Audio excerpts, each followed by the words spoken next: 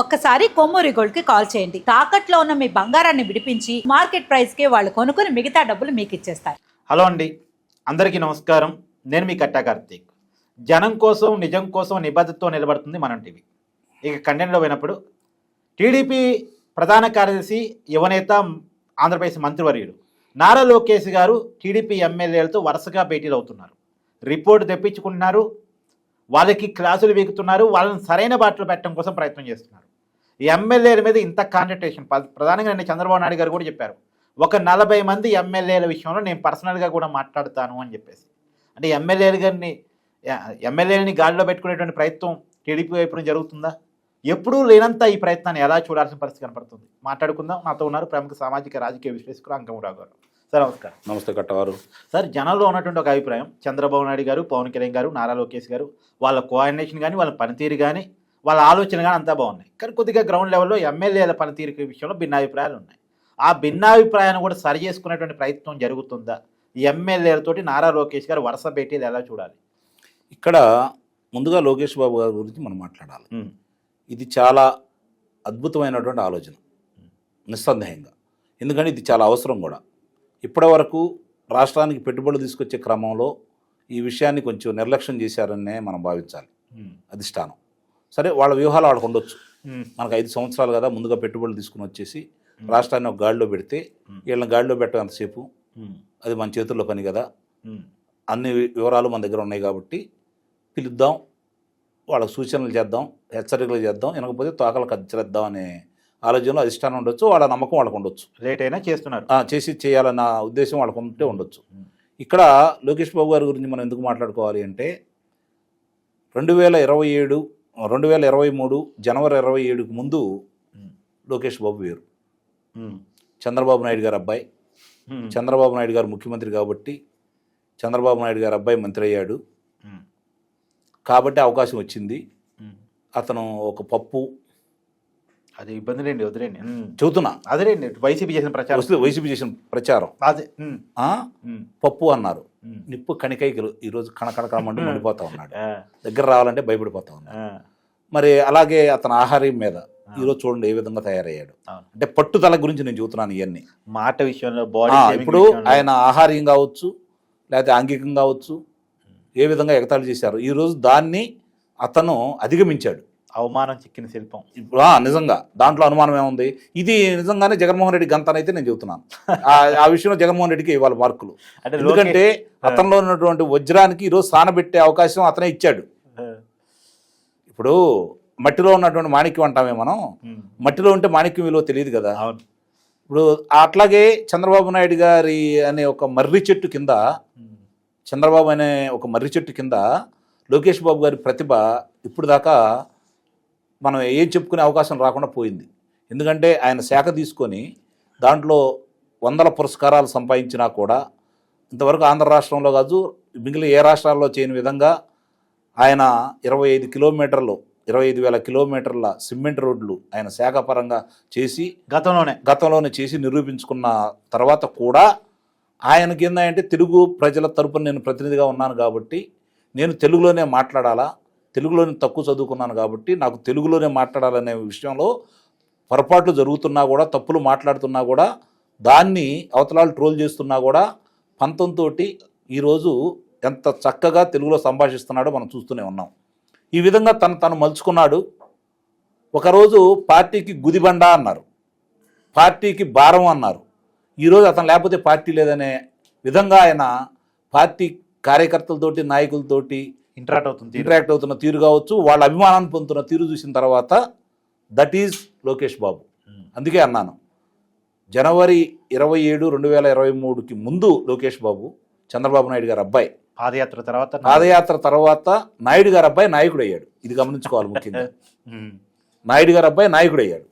నాయకుడు అయిన తర్వాత పాదయాత్రలో అతను స్పష్టంగా అతనికి అర్థమైంది, ప్రజలతోటి మమేకం అయ్యాడు, మహిళామ్మ తల్లులతోటి మమేకం అయ్యాడు, విద్యార్థులతోటి మమేకం అయ్యాడు, నిరుద్యోగులతోటి మమేకం అయ్యాడు, కుల సంఘాలతోటి మమేకం అయ్యాడు. మీరు గమనించుకోండి. డ్రామాలకు దూరంగా రియాలిటీకి దగ్గరగా ఆ విధంగా మమేకమైపోయి అందరి సమస్యలు తెలుసుకొని ఈరోజు, ఎందుకంటే ఆయన పుట్టిన కాడి నుంచి ప్రజలతో తక్కువ కదా, మంత్రి అయినా కూడా తక్కువగా కలిసేవాడు కాబట్టి వీళ్ళందరితో కలిసిన తర్వాత సమస్యలు ఎందులో ఒక అవగాహన వచ్చిన తర్వాత రెడ్ బుక్ని మొదలుపెట్టాడు. ఈరోజు చాలామంది రెడ్ బుక్ అన్నాడు, దాన్ని అమలు చేయట్లేదు. నేను కూడా అన్నమాట వాస్తవమే.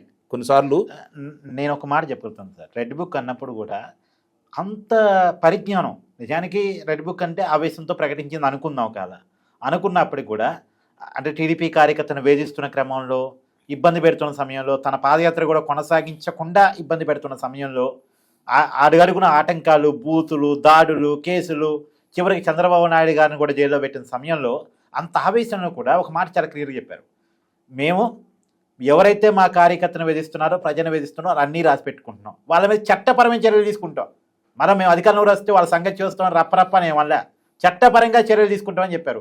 అంటే అంత ఆవేశంలో కూడా పరిజ్ఞానం, సబ్జెక్ట్ వదలలే ఆయన. సబ్జెక్టు వదలలేదు, స్పష్టంగా చెప్పాడు, దాన్ని ఇప్పుడు అమలు చేస్తున్నాడు కూడా. మధ్యలో నేను కూడా కొన్నిసార్లు ఏంటి ఆలస్యం అవుతుందన్న ఉద్దేశంతో చూసిన తర్వాత, ఇప్పుడు వచ్చే కొన్ని తీర్పులు చూసిన తర్వాత నిజమే లోకేష్ బాబు మార్గమే కరెక్ట్, అందుట్లో అనుమానం ఏం లేదు. ఆలస్యమైనా వీళ్ళు ఎవరిని వదిలిపెట్టడనే నిర్ణయానికి నేను కూడా వచ్చా. అట్లా ఆయన మీరు అన్నట్టు చాలా నిబద్ధతతోటి కార్యకర్తలే నాకు ప్రాణం, వాళ్లే ముఖ్యం అని చెప్పి పదే పదే చెబుతున్నాడు. ఈరోజు శాసనసభ్యుల్ని భోజనానికి పిలిచి, కుటుంబ సభ్యులతో, ఇది గమనించుకోండి, ముందు కుటుంబ సభ్యులతోటి భోజనానికి పిలిచి వాళ్ళతోటి వద్దు భోజనం చేసి పంపించడు. ఆయన దగ్గర ఉన్నటువంటి సమాచారం మొత్తం వాళ్ళు ముందు పెట్టిస్తాడు. మీరు మీ నియోజకవర్గ కార్యకర్తలు ఎవరెవరైతే వచ్చారో ఆయన దగ్గరికి, వీళ్ళు నా దగ్గరికి రావాల్సిన అవసరం ఏమొచ్చింది, వీళ్ళకి మీకు దూరం ఎందుకు పెరుగుతుంది, ప్రభుత్వం మంచి పనులు చేస్తున్న తర్వాత ప్రజల మధ్యకి మీరు ఎందుకు వెళ్ళలేకపోతున్నారు, ఎందుకు దీన్ని ప్రచారం చేయలేకపోతున్నారు, నేనో నాన్నగారో లేదంటే పవన్ కళ్యాణ్ గారో మేమే మాట్లాడాలా, మీరు దీని మీద ఏం చర్యలు తీసుకుంటున్నారు, మీ దగ్గర సమస్యలు పరిష్కారం కాకపోతే కదా నా దగ్గరికి వస్తుంది అంటే ఇక్కడ మీరు కాదు ఫెయిల్ అయింది, నేను ఫెయిల్ అయినట్టు నేను భావిస్తున్నాను. కాబట్టి దీన్ని సరి చేసుకోవాల్సిన బాధ్యత మీది అని శుతిమెత్తగా ముందు సూచనలు ఇస్తూ ఫస్ట్ సారి సమస్యల గురించి వాళ్ళకి ఏకవరు పెడతారు. ప్రభుత్వం తరఫున వాళ్ళకి ఎలాంటి మద్దతు కావాలో అలాంటి మద్దతు నేను ఇస్తాను, మీరు ఏం చేయాలని చెప్పని దశ నిర్దేశం చేస్తారు. అందుట్లో అనుమానమే లేదు. కుటుంబ సభ్యులను కూడా ఎందుకు దీంట్లో ఇన్వాల్వ్ చేస్తున్నారు అంటే, శాసనసభ్యుడి పనితీరు ఉంది, శాసనసభ్యుడి గురించి ఏం మాట్లాడుకుంటున్నారు, ప్రభుత్వం ఏం చేసింది అందరూ ప్రశ్నిస్తారు కదా. ఇదిగో ప్రభుత్వం ఇన్ని తీసుకొచ్చినాయి, ప్రభుత్వం ఇన్ని కంపెనీలు తీసుకొచ్చింది, త్వరలో ఇంతమందికి ఉద్యోగ కల్పన జరగబోతూ ఉంది, మీ నియోజకవర్గానికి ఇన్ని నిధులు కేటాయించాము అనేది ఇంట్లో వాళ్ళందరికీ కూడా తెలిస్తే అందరికీ అర్థమయ్యేది. ఎందుకంటే ఈ మధ్య ఏది జరుగుతున్నా కుటుంబ సభ్యులందరూ వెళ్ళి ఓట్లు అడుగుతున్నారు కదా, కుటుంబ సభ్యులు కూడా కొన్ని కార్యక్రమాల్లో పాల్గొంటున్నారు కదా, రేపు పొద్దున వాళ్ళకు కూడా బాధ్యత పెడతాడు. సో ఎమ్మెల్యేలు తప్పు చేసినా ఇంట్లో వాళ్ళైనా కట్టడి చేస్తారు కదా. అందుకే ఇది సాహసోపేతమైనటువంటి నిర్ణయం, అద్భుతమైనటువంటి నిర్ణయం.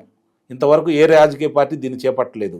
గతంలో కూడా చూసుకోండి, కార్యకర్తల గురించి బాండింగ్ కూడా పెరిగింది. అదే కార్యకర్తల గురించి బీమా సౌకర్యాన్ని ఏర్పాటు చేసినటువంటి ఏకైక పార్టీ తెలుగుదేశం పార్టీ.